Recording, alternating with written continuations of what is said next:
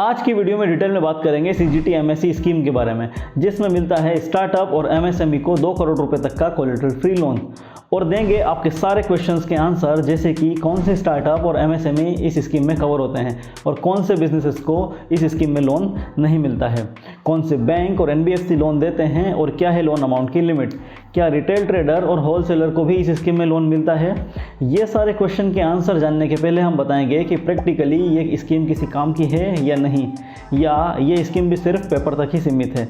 वो कौन से इंपॉर्टेंट पॉइंट है जिसे बैंक चेक करता है लोन अप्रूवल के लिए, और आपको किन पॉइंट का ध्यान रखना चाहिए जिससे आपके लोन अप्रूवल के चांसेस बढ़ सकें, क्यों बैंक आसानी से लोन इस स्कीम में अप्रूव नहीं करता है, और क्या आप एक से ज़्यादा बैंक से भी लोन ले सकते हैं इस स्कीम में, और क्या है लोन एप्लीकेशन का प्रोसेस। यदि आप भी इन्हीं क्वेश्चंस का आंसर जानना चाहते हैं तो इस वीडियो को अंत तक जरूर देखें, और अभी तक आपने इस चैनल को सब्सक्राइब नहीं किया है तो एमएसएमई और बिजनेस की काम की बातों को जानने के लिए सब्सक्राइब कीजिए इस चैनल को, और टाइमली नोटिफिकेशन के लिए प्रेस कीजिए बेल आइकन को।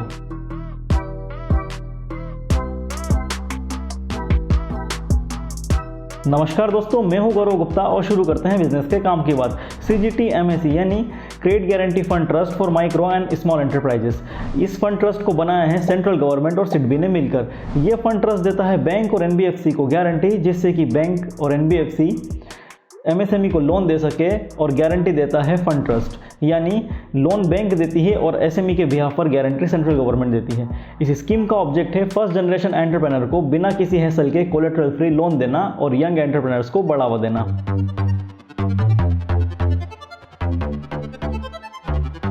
अब समझते हैं कि वो कौन से बिजनेसेस हैं जो इस स्कीम में एलिजिबल है लोन लेने के लिए।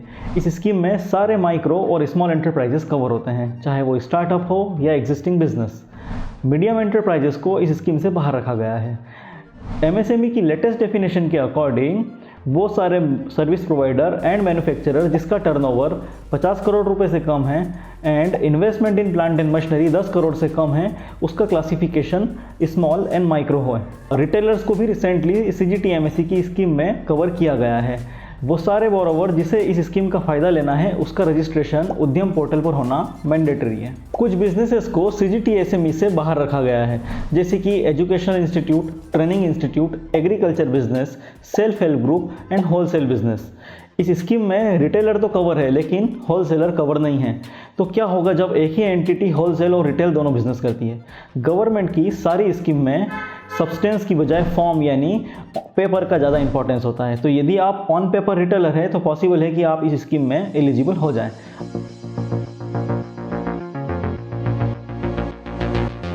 अब हम समझते हैं कि सीजीटी एमएससी स्कीम में कितना लोन मिलता है, और सीजीटी यानी क्रेडिट गारंटी फंड ट्रस्ट कितनी गारंटी देता है आपके बिहाफ पर बैंक और एनबीएफसी को। जैसा कि आप स्क्रीन पर देख सकते हैं, सीजीटी एमएससी में मैक्सिमम 2 करोड़ रुपए तक का लोन मिलता है माइक्रो एंड स्मॉल एंटरप्राइजेस को, वहीं एक रिटेलर को मैक्सिमम 1 करोड़ रुपए तक का लोन मिल सकता है। रिसेंटली सीजीटी एमएससी स्कीम में हाइब्रिड यानी पार्शियल कोलेटरल सिक्योरिटी को भी अलाउ किया गया है, यानी मान लीजिए कि बैंक आपको 2 करोड़ की सिक्योरिटी के अगेंस्ट में 2 करोड़ का लोन दे रहा है, जबकि आपकी रिक्वायरमेंट 4 करोड़ रुपए की है। तो अब बैंक बचे हुए 2 करोड़ को सीजीटी एमएससी में कवर करके आपको पूरा 4 करोड़ रुपए का लोन दे सकता है। इस वीडियो के आखिर में मैं आपको बताऊंगा कि क्यों इस एक पॉइंट की वजह से जेन्युइन एमएसएमई का नुकसान ज़्यादा हुआ है और फ़ायदा कम हुआ है। अब हम जानेंगे कि क्या एक्चुअल में इस स्कीम के अंतर्गत लोन मिलता है या ये स्कीम भी सिर्फ पेपर तक ही सीमित है। जैसा कि आप स्क्रीन पर देख सकते हैं, फिनेंशियल ईयर 2020 में टोटल 45,800 करोड़ रुपए की गारंटी ट्रस्ट ने बैंक और एनबीएफसी को इशू करी थी। वहीं लास्ट फिनेंशियल ईयर में करीब 38,800 करोड़ के आसपास की गारंटी ट्रस्ट ने बैंक और एनबीएफसी को दी थी, और टोटल लोन 8 लाख के करीब डिसबर्स भी हुए थे।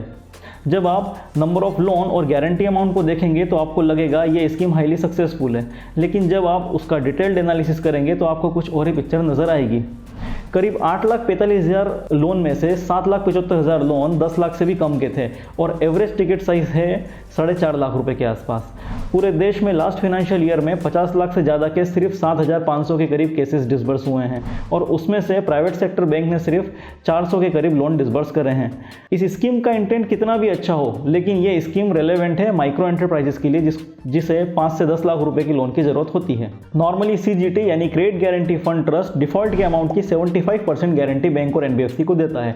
वहीं रिटेलर को लोन के केस में CGT देता है 50% ऑफ डिफॉल्ट अमाउंट की गारंटी।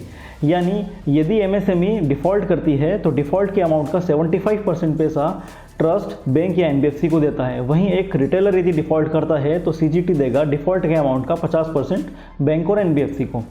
अमाउंट, गारंटी फीस और दूसरी सभी जानकारी के लिए आप रेफर कर सकते हैं स्कीम डॉक्यूमेंट, जिसकी लिंक मैंने डिस्क्रिप्शन में दे रखी है।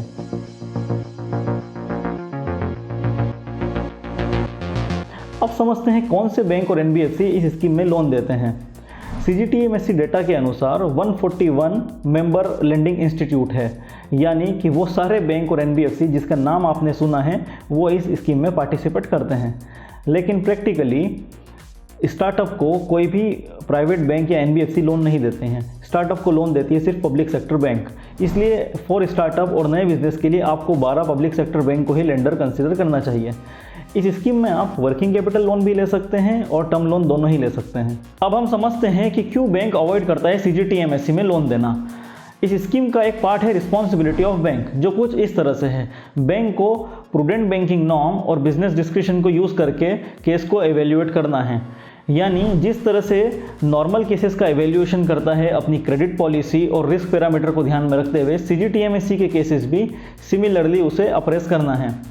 और एक क्लॉज है बैंक की ऑडिट करने का, यानी CGTMSE रैंडमली केसेस और एवेल्यूएशन प्रोसेस का ऑडिट कर सकता है। यानी बैंकर को डराने के सारे प्रावधान इस स्कीम में किए गए हैं। इन सब के बावजूद यदि डिफॉल्ट होता है तो गारंटीड अमाउंट का 75% पैसा ही 30 दिन में मिलता हुआ, बचा हुआ 25% पैसा 3 साल बाद जब लीगल प्रोसीडिंग कंप्लीट हो जाती है उसके बाद मिलता है। यानी एक्चुअल में जो बैंक को गारंटी मिल रही है वो करीब 56% ऑफ डिफॉल्ट अमाउंट की है। वहीं रिटेलर के केस में ये परसेंटेज 37 के आसपास है।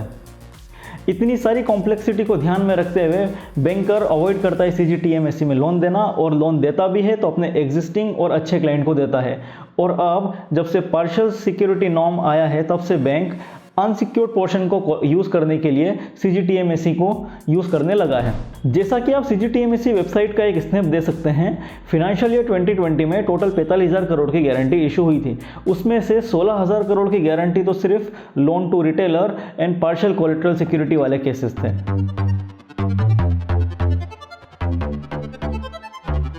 अब हम समझते हैं कि क्या प्रोसेस है इस लोन को अप्लाई करने का, और क्या आप एक से ज़्यादा बैंक से भी लोन ले सकते हैं CGTMSE स्कीम में। यस, आप एक से ज़्यादा बैंक से लोन ले सकते हैं, लेकिन पर बोरोवर लिमिट फिक्स्ड है, यानी कि 2 करोड़ एंड रिटेलर के लिए 1 करोड़। तो यदि आप एक से ज़्यादा बैंक से भी लोन ले रहे हैं तो मैक्सिमम लिमिट की कैप फिक्स्ड है।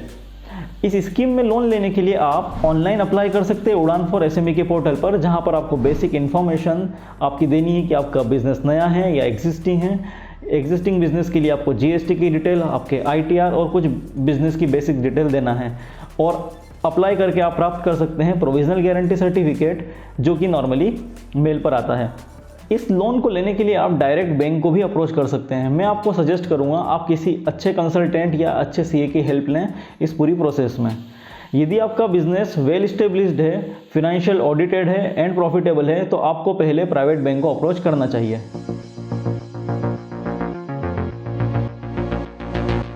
अब हम समझते हैं कि बैंकर वो कौन से पॉइंट चेक करता है लोन अप्रूवल की प्रोसेस में, और आपको किन बातों का ध्यान रखना चाहिए जिससे कि लोन अप्रूवल के चांसेस बढ़ सकें। बैंकर सबसे पहले चेक करता है आपका प्रपोजल कमर्शियली वायबल है या नहीं, यानी कि बैंकेबल है या नहीं, और चेक करता है आपकी इंडस्ट्री का ओवरऑल परफॉर्मेंस कैसा है। मोस्ट इंपॉर्टेंटली ऑनर कितना कैपेबल है। और आपको अपने प्रपोजल के अप्रूवल के चांसेस बढ़ाने के लिए 3 चीज़ों का ध्यान रखना चाहिए। यदि पॉसिबल है तो आपको पार्शियल कोलेटरल देना चाहिए, जिससे कि बैंकर का कॉन्फिडेंस बढ़ सके। दूसरा, आपको अपने बिजनेस का नॉलेज और इन डेप्थ अंडरस्टैंडिंग होना काफ़ी ज़रूरी है, जिसके लिए आपको करना चाहिए काफ़ी ज़्यादा रिसर्च, मार्केट एंड कॉम्पिटिशन का एनालिसिस, और आपको बनाना चाहिए एक बहुत ही अच्छी सी प्रोजेक्ट रिपोर्ट, ये काफ़ी इंपॉर्टेंट टॉपिक है जिसे हम सीनियर बैंकर और एक्सपर्ट के साथ सीरीज ऑफ वीडियो के फॉर्म में कवर भी करेंगे। तो यदि अभी तक आपने इस चैनल को सब्सक्राइब नहीं किया है तो तुरंत सब्सक्राइब कीजिए इस चैनल को और टाइमली नोटिफिकेशन के लिए प्रेस कीजिए बेल आइकन को। Thank you.